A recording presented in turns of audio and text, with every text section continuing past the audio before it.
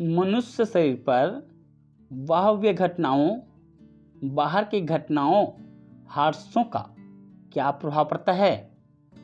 मनुष्य के चित्त में, दिमाग में बुरे विचार कब उत्पन्न होते हैं, कब पैदा होते हैं? आइए इसको विस्तार से समझते हैं।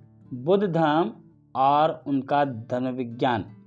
तो स्वागत है आपका मेरे साइंटिफिक हिस्ट्री स्टोरी चैनल पर। तो चलिए शुरू करते हैं।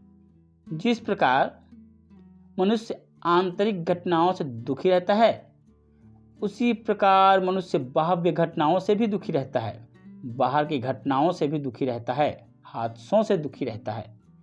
जब मनुष्य के चित्त में बुरे विचार उत्पन्न होते हैं और उन बुरे विचारों का मनुष्य अनुसरण करता है, पालन करता है, तो मनुष्य दुख महसूस करता है और बाहरी घटनाओं से प्रभावित होता है।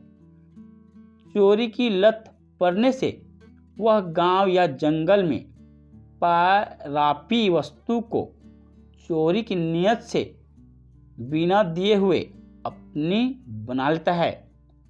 इस अवगुण के उत्पन्न होने पर वह मनुष्य साम दाम दंड भेद द्वारा दूसरे मनुष्यों को लूटता है, भ्रष्टाचार के माध्यम से लूटता है, ढोंग या अंधविश्वास के माध्यम से लूटता है, दूसरों की संपत्ति को जबरदस्ती हड़पने की कोशिश करता है।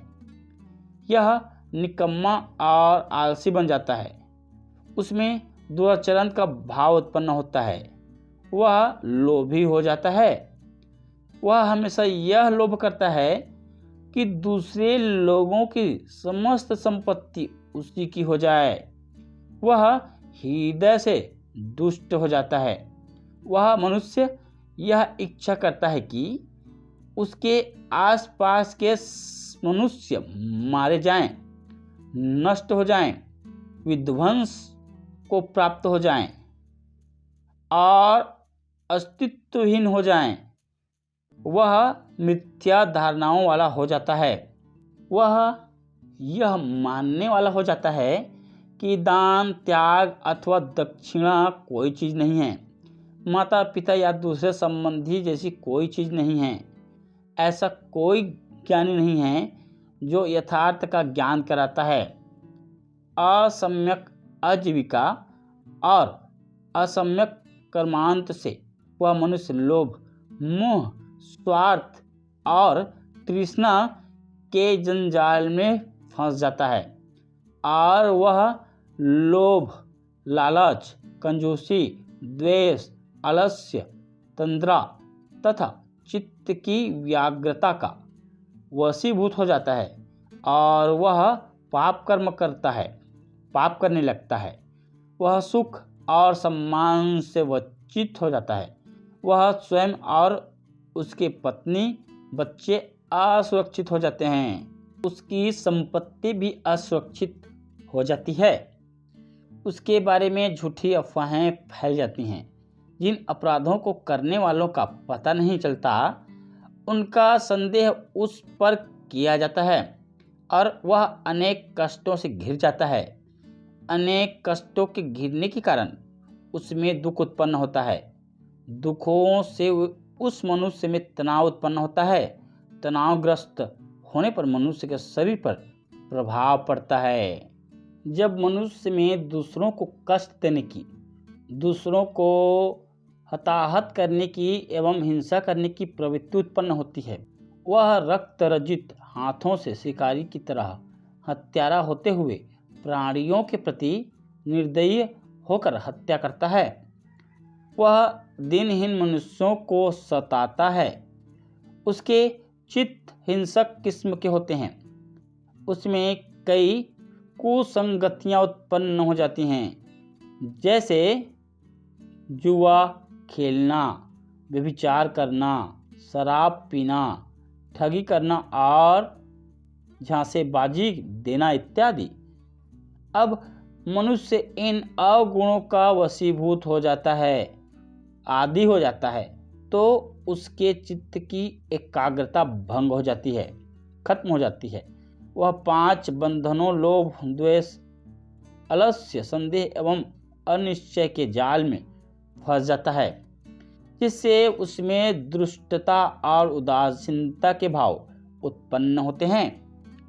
दुष्टता की प्रवृत्ति उत्पन्न होने पर वह बिना पूछे ही दूसरों के अवगुणों को बताता फिरता है, लेकिन वह मनुष्य से पूछे जाने पर, प्रश्न किए जाने पर बिना ढके, बिना दबाए दूसरों के अवगुणों को विस्तार से बताता है और पूछे जाने पर अपने अवगुण प्रकट नहीं करता है।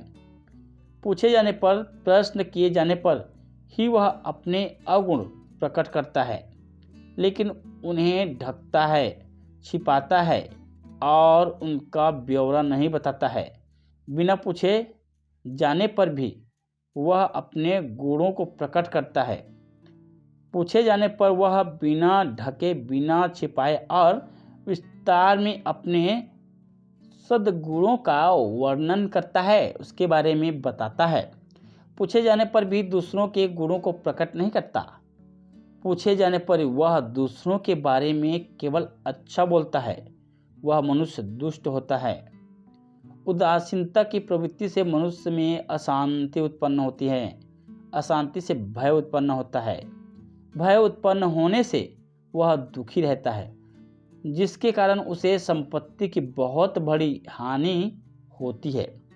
फिर वह अपने अपराध प्राप्त करता है और दुनिया की नज़रों में गिरकर बदमाश हो जाता है और बदनाम हो जाता है, जिसके कारण उसके शरीर पर बुरा प्रभाव पड़ता है। जब मनुष्य पराई स्त्रियों के साथ व्यभिचार करता है, बलात्कार करता है, समागम करता है, तो उसमें व्यभिचार की बुरी प्रवृत्ति उत्पन्न होती हैं।